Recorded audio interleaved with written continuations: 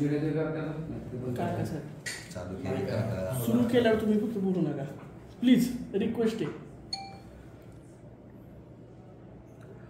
फलटण शहरातील गणेशोत्सव हा शांततेनं पार पडावा आणि हा गणेशोत्सव साजरा करताना कोणाकडूनही कोणासही नागरिकांना सर्वसामान्य त्रास होऊ नये यासाठी आज कौटुंबिक स्तरावर सर्व महत्त्वाचे गणेशोत्सव मंडळ आणि आपले पत्रकार बंधू यांची आज 30 दिनांक रोजी बैठक घेतली होती.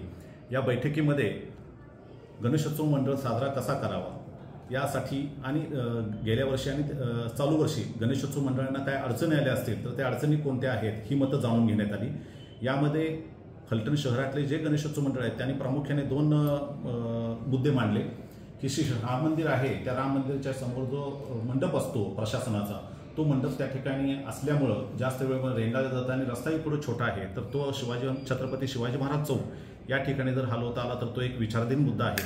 आणि दुसरा मुद्दा आहे की यावर्षी 30 ते 40 साधारणतः गणेशोत्सव मंडळी ही वाढलेली आहेत आणि ह्या सगळ्या मंडळींना जर आपण संधी द्यायची मिरवणुकीची तर ती एकाच जो चिंचोळा मार्ग आहे त्या ठिकाणी देता येणार नाही तर त्याबद्दल विचार करावा की अन्य पर्यायी मार्ग उपलब्ध करून देता येतील का असे 2 प्रामुख्याने सूचना ह्या गणेशोत्सव मंडळांकडून आल्या होत्या.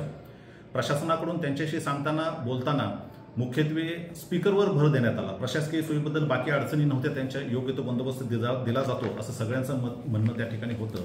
पण मुख्यत्वे त्यांच्याकडून ज्या मागण्या आल्या होत्या त्याच्या अनुषंगानं आपण रिप्लाय देताना सांगितलं की मुख्यत्वे गणेशोत्सव मंडळाकडून स्पीकर वगैरे लावताना जे ध्वनी प्रदूषणाचं उल्लंघन होतं त्या अनुषंगानं त्यांचं शंका निरसन करण्यात आलं.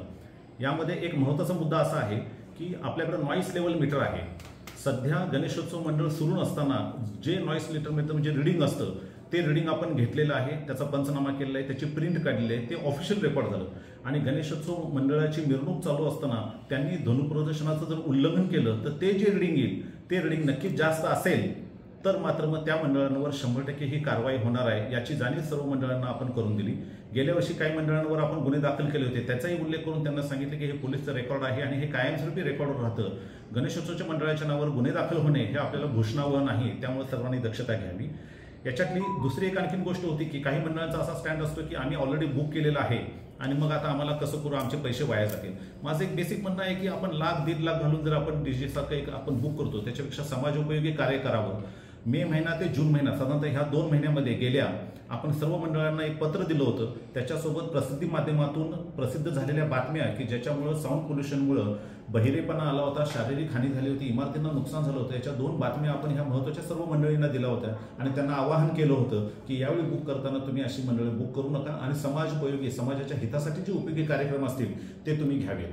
सर्वात महत्त्वाचं की गेल्या वर्षीपेक्षा आता यावर्षी खूप सजगतेनं संपूर्ण समाज जागृत झालेला आहे. फलटण शहर पोलीस स्टेशनतर्फे आपण एक सर्वे घेतला होता, त्याच्यामध्ये 70 ते 80% पेक्षा जास्त लोकांनी वेगवेगळ्या मुद्द्यांवर ध्वनी प्रदूषणाला आणि डीजेला हा विरोध केलेला आहे. त्यांनी स्पष्ट मत मांडलेलं आहे की मंडळावर गुन्हे दाखल करा, त्यांना अटक करा चालेल, पण हा ध्वनी प्रदूषण नको असं त्यांचं मत आहे. माननीय न्यायालयानं वेळोवेळी सांगितलेलं आहे की ध्वनी प्रदूषण बंद करा, प्रदूषणाच्या कायद्याचं उल्लंघन नाही झालं पाहिजे.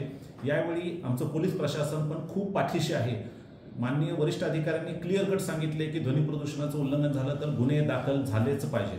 त्यामुळे यावर्षी गुन्हे दाखल होतील. आपल्या समाजातल्या विविध संघटना, फलटण शहरातील जे वैद्यकीय असोसिएशन, डॉक्टर लोकांचं जे असोसिएशन आहे ते असोसिएशनचं शिष्टमंडळ मला भेटलं होतं. त्यांनी माझ्याशी चर्चा केली, त्यांनी माझ्याकडे निवेदन दिलं.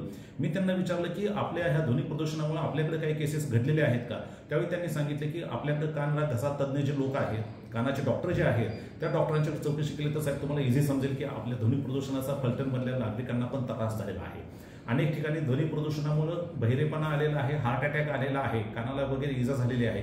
याबद्दल अनेक प्रसिद्धी माध्यमांनी बातम्या दिलेल्या आहे, जागृती झालेली आहे. थोडक्यात काय, ध्वनी प्रदूषण होतं त्यामुळे सर्वजण विरोधात आहे. जर मंडळाच्या सोबत जर कोण असेल तर मंडळाच्या स्पीकर समोर नाचणारी, जोपर्यंत स्पीकर चालू आहे तोपर्यंतच असलेले 50-60 मुलं, त्याच्यापेक्षा कोणीही नसतं. गणपती विसर्जन करताना सुद्धा ती नाचणारी जी मुलं आहेत त्या नाचणाऱ्या मुलांपैकी कोणीही नसतं. मग सामान्य लोकांकडून येणारा पैसा हा आपण कुणासाठी खर्च करतो हे बाकी मंडळांनी लक्षात घेणं आवश्यक आहे. यावेळी 100% कारवाई ही होणारच हे मात्र नक्की आहे. मंडळांनी याबद्दल खूप दक्षता घ्यावी. नागरिकांनी पोलिसांवर विसंबून राहावं. जर कुणाला नागरिकांना याच्याबद्दल कुठलाही त्रास वाटला तर डायल 112 आहे, 112 टोल फ्री नंबरवर आहे, त्या नंबरवर कॉल करा. तो कॉल आपल्या कंट्रोल रूमला जातं, त्यामुळे पोलीस हे कारवाई करतातच. मला कॉल केला तरी चालेल, पोलीस स्टेशनला कॉल केला तरी चालेल. स्थानिक बंदोबस्तासाठी जर कोण पोलीस असेल आणि त्यांना एखादी अनुषंगानं कुठलीही इतर काही गोष्ट सांगावी वाटली की ज्या ठिकाणी पोलिसांनी लक्ष देणं आवश्यक आहे असं सांगितलं तर त्या ठिकाणी या पोलीस लक्ष देतील आणि सदरचा गणेशोत्सव हा फलटण शहरासाठी भूषणावह असेल अशा पद्धतीनं पार पाडण्याचा आपण नक्कीच प्रयत्न करू. त्यासाठी मला तुम्हा सर्व फलटणवासियांचं सहकार्य नक्कीच हवं आहे आणि माझी आशा आहे की आपल्याकडनं ते सहकार्य होईल.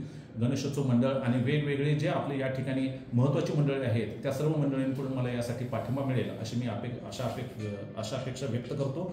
आणि संपूर्ण ह्या गणेशोत्सव उत्सवासाठी फलटण शहर पोलीस स्टेशनतर्फे मी सर्वांना शुभेच्छा देतो. धन्यवाद.